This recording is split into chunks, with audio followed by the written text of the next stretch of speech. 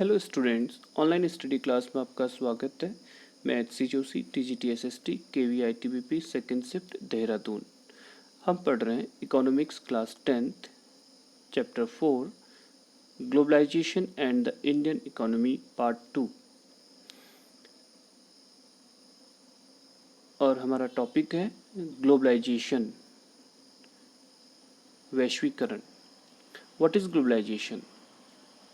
In the process of rapid integration or interconnection between countries, there is one more way through which countries are becoming closer, and that is movement of people between countries. People usually move from one country to another in search of jobs or better education. This is also a result of globalization.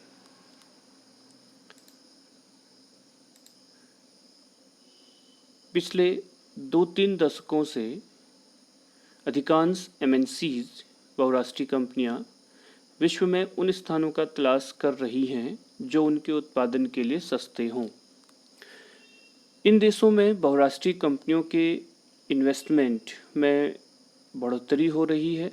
साथ ही विभिन्न देशों के बीच विदेश व्यापार में भी तेजी से वृद्धि हो रही है। विदेश व्यापार का एक बड़ा भाग बहुराष्ट्रीय कंपनियों द्वारा नियंत्रित है। जैसे भारत में फोर्ड मोटर्स का कारखाना केवल भारत के लिए ही कारों का निर्माण नहीं करता, बल्कि वह अन्य विकासशील देशों को कारें और विश्व भर में अपने कारखानों के लिए कार कंपोनेंट्स का भी निर्यात करता है। इसी प्रकार अधिकांश बहुराष्ट्रीय कंपनियों के क्रियाकलाप में वस्तुओं और सेवाओं का बड़े पैमाने पर व्यापार शामिल होता है।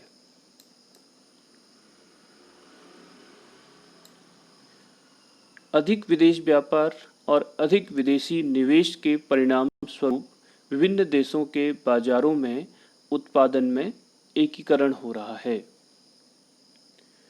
विभिन्न देशों के बीच परस्पर संबंध और तीव्र एकीकरण की प्रक्रिया ही वैश्वीकरण है। It is the process of rapid integration or interconnection between countries.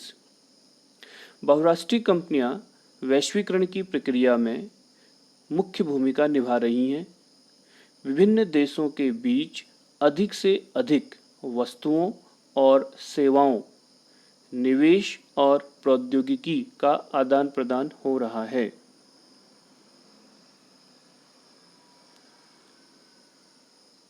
वस्तुओं, सेवाओं, निवेशों और प्रौद्योगिकी के अतिरिक्त विभिन्न देशों को आपस में जोड़ने का एक और माध्यम हो सकता है।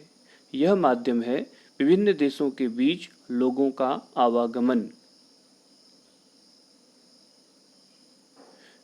प्रायः लोग बेहतर आय, बेहतर रोजगार और शिक्षा की तलाश में एक देश से दूसरे देश में जाते हैं, किंतु विगत कुछ दशकों में अनेक प्रतिबंधों के कारण विभिन्न देशों के बीच लोगों के आवागमन में अधिक वृद्धि नहीं हुई है।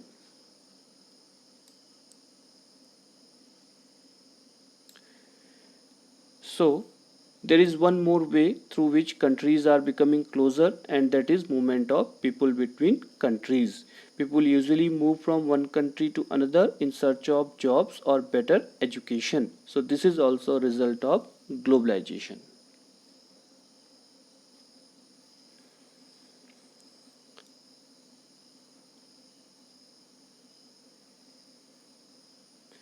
Factors that have enabled globalization.